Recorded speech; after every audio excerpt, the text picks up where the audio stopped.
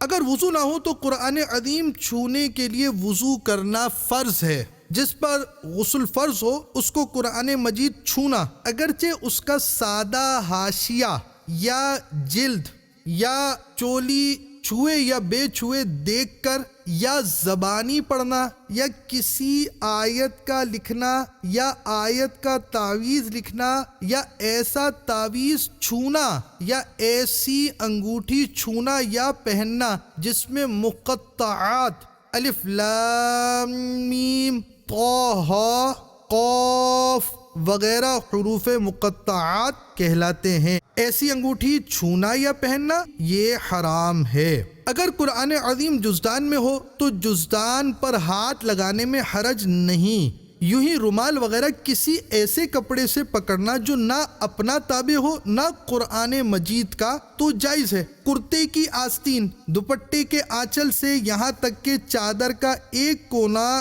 کسی کے مونڈھے یعنی کندھے پر ہے، دوسرے کونے سے چھونا حرام ہے کہ یہ سب اس کے تابع ہیں جیسے چولی قرآن مجید کے تابع تھی۔